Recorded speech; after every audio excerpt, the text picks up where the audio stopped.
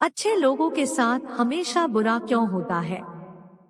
वहीं जो लोग बुरे कर्म करते हैं और अज्ञान की राह पर होते हैं, वो खुशहाल दिखते हैं।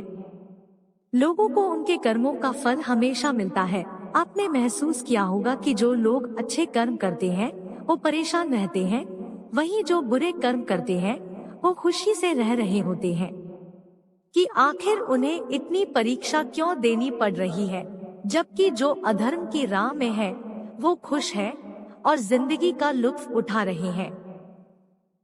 अगर आपके मन में भी ये सवाल आया है, तो आज हम आपको इसका जवाब देंगे। इस वीडियो में सब्सक्राइब करें YouTube channel UV moral story. Bhagavad Gita में वर्णित कथा के अनुसार जब भी अर्जुन के मन में कोई दुविधा होती थी तो वो श्री कृष्ण के पास पहुंच जाते थे।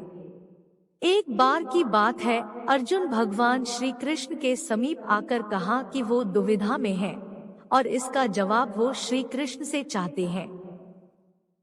श्री कृष्ण ने पूछा कि क्या सवाल है?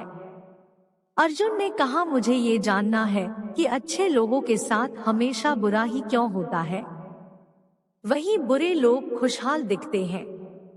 अर्जुन के मुंह से ऐसी बातें सुनकर श्री कृष्ण मुस्कुराए और कहा, मनुष्य जैसा सोचता है और महसूस करता है वैसा कुछ नहीं होता है, बल्कि अज्ञानता की वजह से वो सच्चाई नहीं समझ पाता है।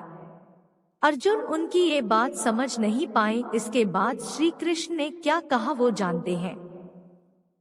शत्रु से भी ज्यादा घातक होते हैं ये लोग, भूलकर भी न मांगे इनसे मदद।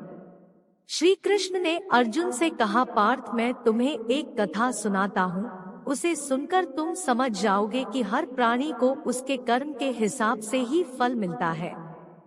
प्रकृति हर किसी को अपनी राह चुनने का मौका देती है। अब वो मनुष्य की इच्छा पर निर्भर करता है कि उसे धर्म की राह चुननी है या अधर्म की। कथा शुरू करते हुए श्री कृष्ण ने कहा, एक नगर में दो पुरुष रहा करते थे। एक पुरुष व्यापारी था जिसके जीवन में धर्म की बहुत महत्ता थी। वो पूजा पाठ में यकीन रखता था। वो हर रोज मंदिर जाता था और दान धर्म भी करता था और हर रोज भगवान की पूजा करता था। वहीं दूसरा पुरुष बिल्कुल विपरीत था। वो हर रोज मंदिर तो जाता था, लेकिन पूजा करने नहीं बल्कि मंदिर के बाहर से जूते चप्पल चुराने। उसे दान और धर्म से कोई लेना देना नहीं था। समय बीतता गया और एक दिन बहुत जोर की बारिश हो रही थी। इस वजह से मंदिर में पुजारी के अलावा कोई नहीं था। ये बात जब दूसरे पुरुष को पता चली तो उसने कहा कि ये सही मौका है मंदिर का धन चुराने का। पंडित से नजर बचाकर उसने मंदिर का सारा धन चुरा लिया। उसी समय धर्म कर्म में विश्वास रखने वाला व्यक्ति भी मंदिर पहुंचा। दुर्भाग्य से मंदिर के पुजारी ने उसे ही चोर समझ लिया और चिल्लाने लगे। वहां लोग एकत्र हो गए और उसे बहुत मारा। किसी तरह वो बचते बचाते वहां से निकला तो दुर्भाग्य ने उसका साथ वहां भी नहीं छोड़ा। मंदिर के बाहर वो एक गाड़ी से टकरा गया और घायल हो गया। फिर वो व्यापारी लंगड़ाते हुए घर जाने लगा तो रास्ते में उसकी मुलाकात उस पुरुष से हुई जिसने मंदिर से धन चुराया था। उसने कहा, आज तो मेरी किस्मत चमक गई, एक साथ इतना सारा धन मिल गया। ये सब देखकर उसे बहुत बुरा लगा और उसने अपने घर से भगवान की सारी तस्वीरें निकाल दी। कुछ सालों बाद दोनों की पुरुषों की मृत्यु हो गई। मरने के बाद जब दोनों यमराज की सभा में पहुंचे और भले पुरुष ने दूसरे व्यक्ति को देखा तो उसे बहुत गुस्सा आया।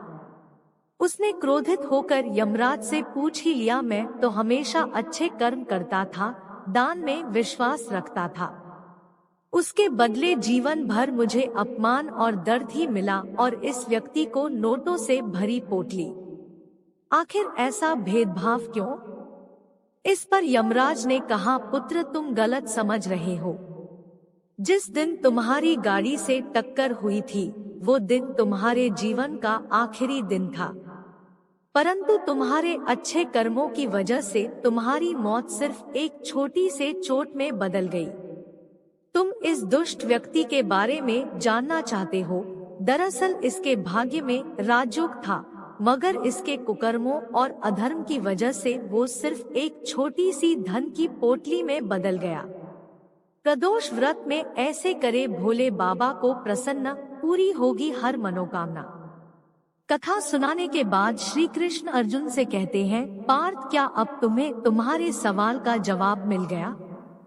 ऐसा सोचना कि भगवान तुम्हारे कर्मों को नजरअंदाज कर रहे हैं, ये बिल्कुल भी सत्य नहीं है। भगवान हमें कब क्या किस रूप में दे रहा है मनुष्य को समझ में नहीं आता है। मगर आप अच्छे कर्म करते रहें तो भगवान की कृपा हमेशा बनी रहती है। इसलिए अपने अच्छे कर्मों को बदलना नहीं चाहिए, क्योंकि उसका फल हमें इसी जीवन में मिलता है। इसलिए मनुष्य का फर्ज है कि वो हमेशा अच्छे कर्म करते रहें, क्योंकि श्री कृष्ण ने गीता में भी बताया है कि किसी के द्वारा किया गया कर्म बेकार नहीं जाता है, चाहे वो अच्छा हो या बुरा।